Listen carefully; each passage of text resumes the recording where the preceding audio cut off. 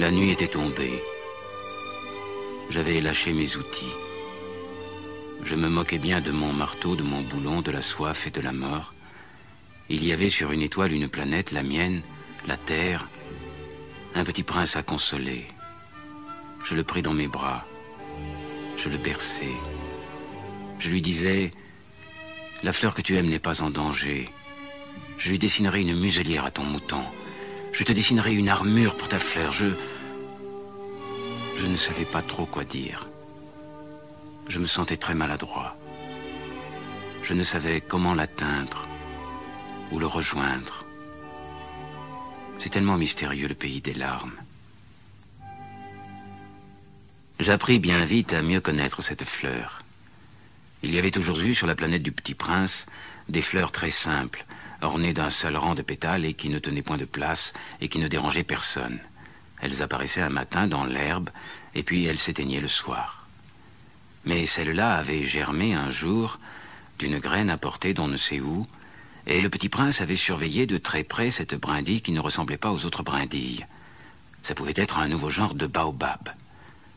Mais l'arbuste cessa vite de croître et commença de préparer une fleur. Le Petit Prince, qui assistait à l'installation d'un bouton énorme, sentait bien qu'il en sortirait une apparition miraculeuse.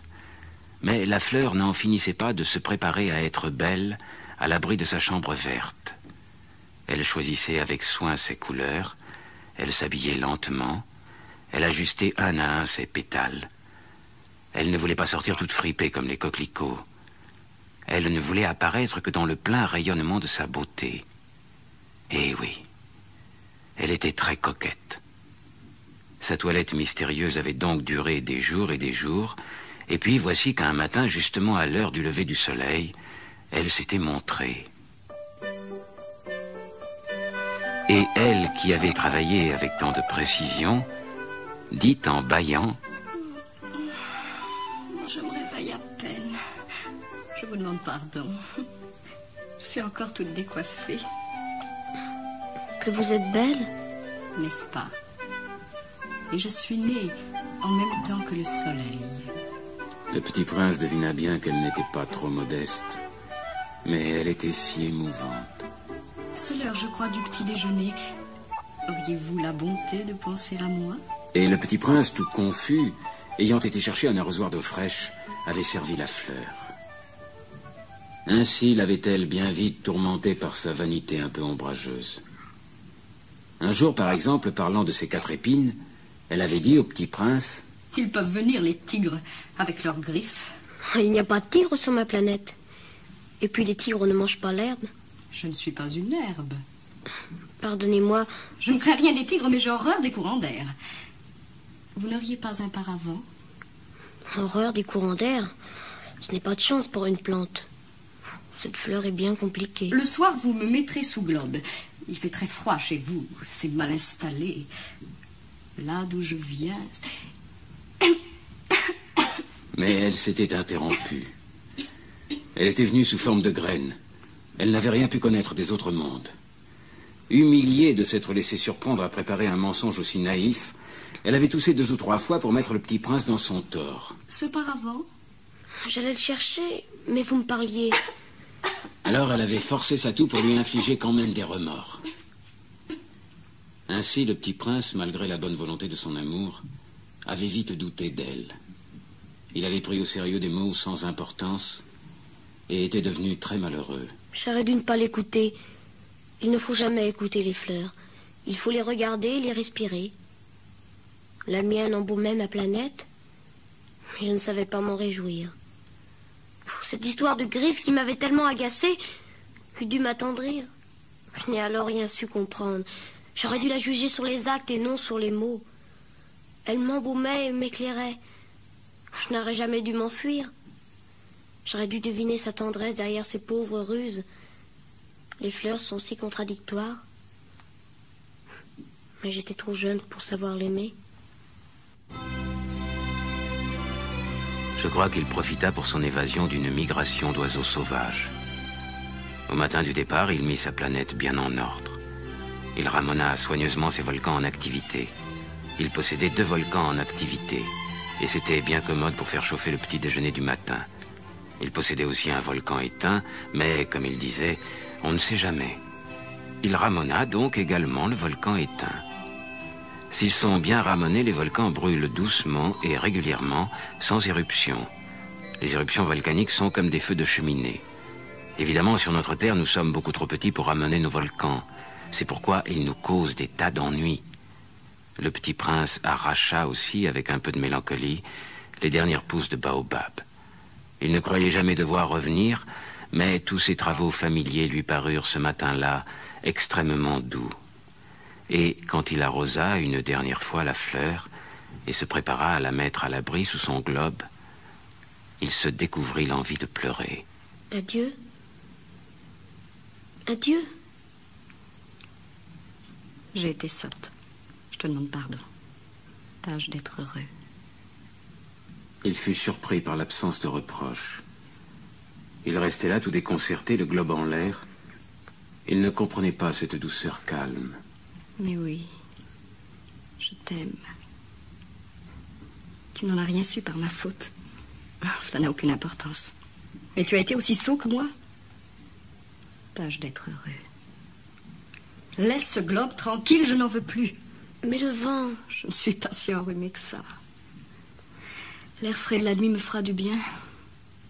Je suis une fleur. Mais les bêtes... Il faut bien que je supporte 2 ou 3 chenilles si je veux connaître les papillons. Paraît que c'est tellement beau. Sinon, qui me rendra visite? Tu seras loin, toi. Quant aux grosses bêtes, je ne crains rien. J'ai mes épines. Ne traîne pas comme ça, c'est agaçant. Tu as décidé de partir, va-t'en. Car elle ne voulait pas qu'il la vît pleurer. C'était une fleur tellement orgueilleuse.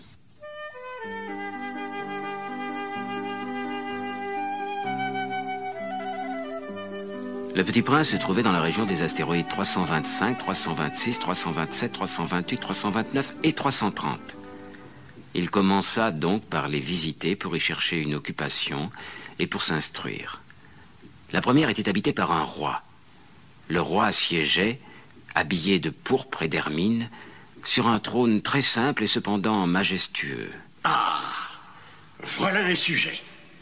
Comment peut-il me reconnaître puisqu'il ne m'a encore jamais vu?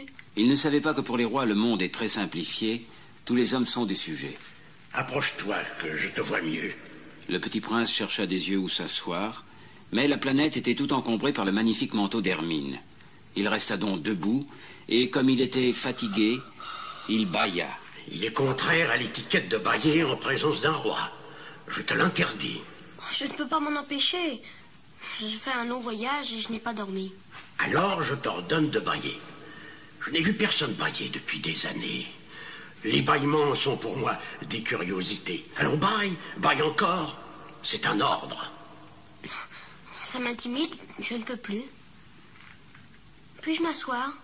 Je t'ordonne de t'asseoir. Sire, je vous demande pardon de vous interroger. Je t'ordonne de m'interroger. Sire, sur quoi régnez-vous? Sur tout. Sur tout? Sur ma planète, les autres planètes et les étoiles. Sur tout ça? Sur tout ça. Et les étoiles vous obéissent? Bien sûr. Elles obéissent aussitôt. Je ne tolère pas l'indiscipline. Je voudrais voir un coucher de soleil. Faites-moi plaisir. Ordonnez au soleil de se coucher. Si j'ordonnais à un général de voler d'une fleur à l'autre à la façon d'un papillon, ou d'écrire une tragédie, ou de se changer en oiseau de mer, et si le général n'exécutait pas l'ordre reçu, qui, de lui ou de moi, serait dans son tort? Ce serait vous. Exact. Il faut exiger de chacun ce que chacun peut donner. L'autorité repose d'abord sur la raison. Si tu ordonnes à ton peuple d'aller se jeter à la mer, il fera la révolution. J'ai le droit d'exiger l'obéissance parce que mes ordres sont raisonnables. Alors, mon coucher de soleil? Le Petit Prince n'oubliait jamais une question une fois qu'il l'avait posée. Ton coucher de soleil, tu l'auras. Je l'exigerai. Mais j'attendrai dans ma science du gouvernement que les conditions soient favorables. Quand ce sera-t-il? Oh, ce sera vers... ce sera ce soir vers 7h40. Et tu verras comme je suis bien obéi. Oh, je Je n'ai plus rien à faire ici. Je vais repartir. Non, ne pars pas. Ne pars pas. Je te fais ministre. Ministre de quoi? De la justice. Il n'y a personne à juger. Et tu te jugeras donc toi-même. C'est le plus difficile. Il est bien plus difficile de se juger soi-même que de juger autrui. Si tu réussis à bien te juger, c'est que tu es un véritable sage. Moi, je peux me juger moi-même n'importe où. Je n'ai pas besoin d'habiter ici. Je crois bien que sur ma planète, il y a quelque part un vieux rat. Je l'entends la nuit. Tu pourras juger ce vieux rat. Tu le condamneras à mort de temps en temps, ainsi sa vie dépendra de ta justice. Mais tu le gracieras à chaque fois pour l'économiser. Il n'y en a qu'un. Moi, je n'aime pas condamner à mort. Je crois bien que je m'en vais. Non. Si votre majesté désirait être obéie ponctuellement, elle pourrait me donner un ordre raisonnable. Elle pourrait m'ordonner, par exemple, de partir avant 1 minute. Il me semble que les conditions sont favorables. Je m'en vais. Je te fais mon ambassadeur! Les grandes personnes sont bien étranges. La seconde planète était habitée par un vaniteux. Ah, voilà la visite d'un admirateur. Pour les vaniteux, les autres hommes sont des admirateurs. Bonjour. Vous avez un drôle de chapeau. C'est pour saluer. C'est pour saluer quand on m'acclame. Malheureusement, il ne passe jamais personne par ici. Ah oui? Frappe tes mains l'une contre l'autre. Le petit prince frappa ses mains l'une contre l'autre. Le vaniteux salua modestement, soulevant son chapeau. Ça, c'est plus amusant que la visite au roi. Et il recommença de frapper ses mains l'une contre l'autre. Le vaniteux recommença de saluer en soulevant son chapeau. Et pour que le chapeau tombe, que faut-il faire? Mais le vaniteux ne l'entendit pas. Les vaniteux n'entendent jamais que les louanges. Est-ce que tu m'admires vraiment beaucoup? Qu'est-ce que signifie admirer? Admirer signifie reconnaître que je suis l'homme le plus beau, le mieux habillé, le plus riche et le plus intelligent de la planète. Mais tu es seul sur ta planète. Fais-moi ce plaisir. Admire-moi quand même. Je t'admire. Mais en quoi cela peut-il bien t'intéresser? Je m'en vais. Les grandes personnes sont décidément bien bizarres. La planète suivante était habitée par un buveur. Cette visite fut très courte, mais elle plongea le petit prince dans une grande mélancolie. Que fais-tu là? Je bois. Pourquoi bois-tu? Pour oublier. Pour oublier quoi? Pour oublier que j'ai honte. Honte de quoi? Honte de boire. Je m'en vais. Les grandes personnes sont décidément très, très bizarres. La 4e planète était celle des Businessman. Cet homme était si occupé qu'il ne leva même pas la tête à l'arrivée du petit prince. Bonjour. Votre cigarette est éteinte. 3 et 2 font 5, 5 et 7, 12, 12 et 3, 15. Bonjour. 15 et 7, 22, 22 et 6, 28. Pas le temps de la rallumer. 26 et 5, 31. Ouf. Ça fait donc 501 622 731. 501 millions de quoi? Hein? Tu es toujours là? 501 millions je ne sais plus. J'ai tellement de travail. Je suis sérieux, moi. Je ne m'amuse pas des balivernes. 2 et 5, 7. 501 millions de quoi? Jamais de sa vie, le petit prince ne renonçait à une question une fois qu'il l'avait posée. Depuis 54 ans que j'habite cette planète-ci, j'ai été dérangé que 3 fois. La première fois, ça a été il y a 22 ans, par un hanneton qui était tombé, Dieu sait d'où. Il répandait un bruit épouvantable. Et j'ai fait 4 erreurs dans une addition. La seconde fois, ça a été il y a 11 ans, par une crise de rhumatisme. Je manque d'exercice. J'ai pas le temps de flâner. Je suis sérieux, moi. La 3e fois, la voici. Je disais donc 501 millions. Millions de quoi? Millions de ces petites choses que l'on voit quelquefois dans le ciel. Des mouches? Mais non, des petites choses qui brillent. Des abeilles? Mais non, des petites choses dorées qui font rêvasser les fainéants. Mais je suis sérieux, moi, je n'ai pas le temps de rêvasser. Ah, des étoiles? C'est bien ça, des étoiles. Et que fais-tu de 500 millions d'étoiles? 501 622 731. Je suis sérieux, moi, je suis précis. Et que fais-tu de ces étoiles? Ce que j'en fais? Oui? Rien, je les possède. Tu possèdes les étoiles? Oui. Mais j'ai déjà vu un roi qui... Les rois ne possèdent pas, ils règnent sur. C'est très différent. Et à quoi cela te sert-il de posséder des étoiles? Ça me sert à être riche. Et à quoi cela te sert-il d'être riche? À acheter d'autres étoiles si quelqu'un en trouve. Celui-là, il résonne un peu comme mon ivrogne. Comment peut-on posséder des étoiles? À qui sont-elles? Je ne sais pas. À personne. Alors elles sont à moi, car j'y ai pensé le premier. Ça suffit? Bien sûr. Quand tu trouves un diamant qui n'est à personne, il est à toi. Quand tu trouves une île qui n'est à personne, elle est à toi. Quand tu as une idée le premier, tu la fais breveter, elle est à toi. Et moi, je possède les étoiles puisque jamais personne avant moi n'a songé à les posséder. Ça c'est vrai. Et qu'en fais-tu? Je les gère. Je les compte et les recompte. C'est difficile, mais je suis un homme sérieux. Moi, si je possède un foulard, je puis le mettre autour de mon cou et l'emporter.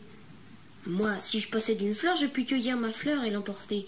Mais tu ne peux pas cueillir les étoiles. Non, mais je puis les placer en banque. Qu'est-ce que ça veut dire? Ça veut dire que j'écris sur un petit papier le nombre de mes étoiles. Et puis j'enferme à clé ce papier-là dans un tiroir. Et c'est tout. Ça suffit. Moi, je possède une fleur que j'arrose tous les jours.